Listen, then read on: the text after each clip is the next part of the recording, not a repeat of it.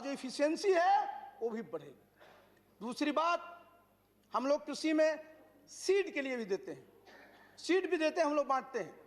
Seed के क्षेत्र में मैं चाहूंगा कि अगर सीड का भी जो भी अमाउंट है, जो हमारे किसान है, सब जगह आज किसान दर्ज हैं, नाम उनके इंटर्ड हैं, उनके खाते में अगर बीज का पैसा दे देंगे तो किसानों के पास पहुंच जाएगा और मार्केट में हमारा काम होगा। जो क्वालिटी बीज है उसको ले ले तो उससे निश्चित रूप से जो क्वालिटी बीज है वो भी हमारा पहुंच जाएगा। एक समस्या जो ग्रामीण क्षेत्रों में आती है और वो आती है खास करके लेबर कंपोनेंट जो हमारा खेती में होता है, और मैंने पहले भी इस पर अनुरोध किया था और मैं फिर चाहूंगा कि हमारा जो पूरा का पूरा ये मनरेगा का है, मनरेगा में आप देखें सभी स्टेट्स में अगर देखिएगा जितनी राशि दी जाती है उतनी खर्च नहीं हो पाती, नेशनल एवरेज कम होता है, 100 से कम होता है।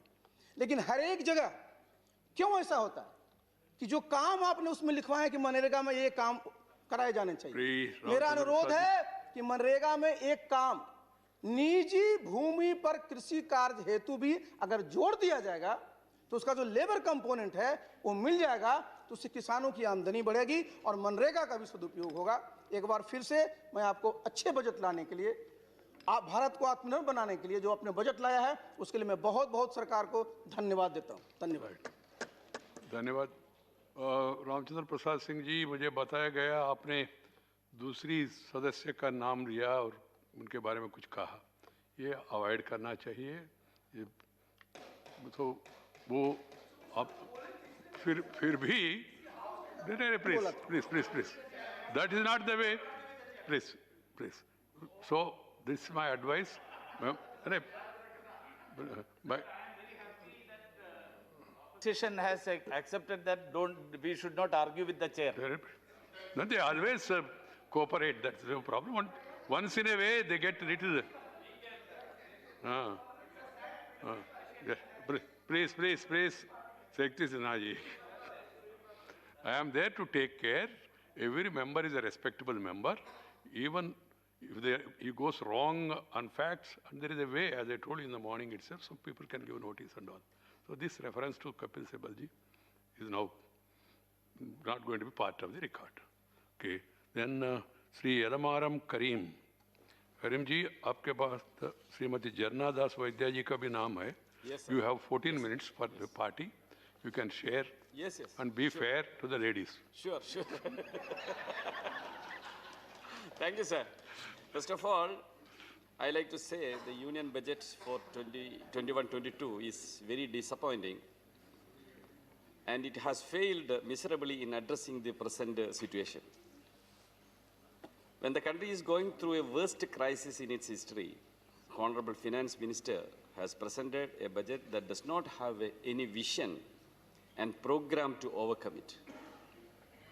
Budget is filled with proposals that will enable to implement its agenda of privatization. It did not heed to the suggestions of renowned economists, saying that government should implement plans to reach money into the hands of people, to increase their purchasing power, to uplift Indian economy, which was in a verge of collapse much before COVID. The budget is far away from the ground realities and cruelly insensitive to the sufferings of the toiling mass. It does not fulfill any of the needs of our nation and people in this pandemic time. There is no plans for announcement to help the millions of people who lost their jobs and income due to COVID. It is friendly to Indian and foreign corporates and continues to give huge concessions, reduction in tax for them while proposing increase in the cess for the common mass. People's life and livelihood got severely affected by the pandemic and unplanned and unprepared lockdowns, a rise in the price of essential commodities, etc.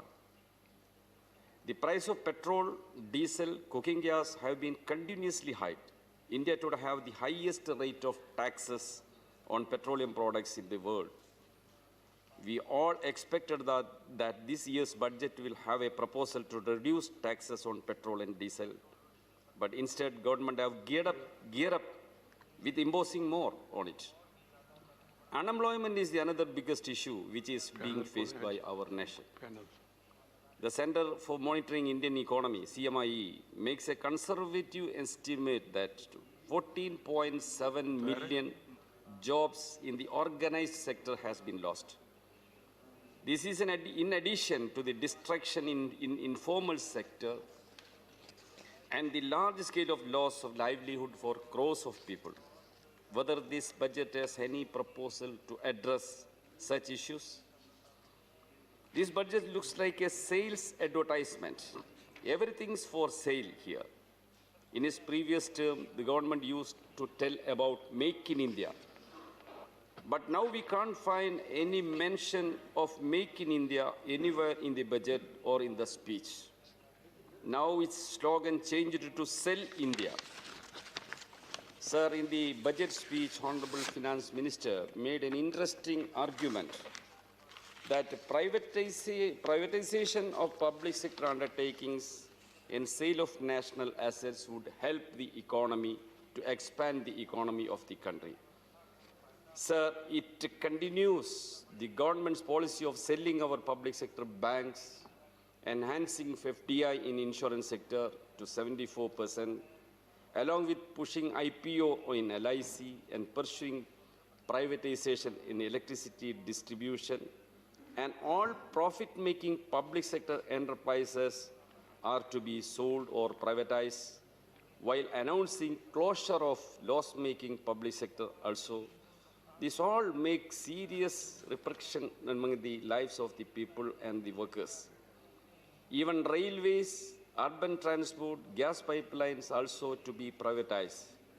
I would like to draw the attention of this August House to the initiatives taken by the government of Kerala in reviving the public sector.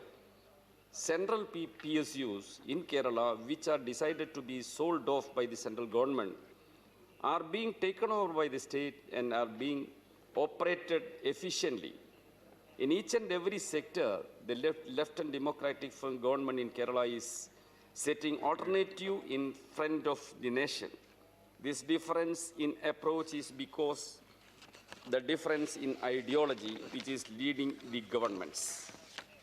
Sir, Finance Minister previously announced a stimulus in the form of a huge reduction in the corporate tax rate from 30% to 22%. For domestic companies, there is some other incentives also. Loss of revenue and as account of such measures was compounded by the effects of the pandemic induced 23% contraction in GDP in the first quarter of year 2021.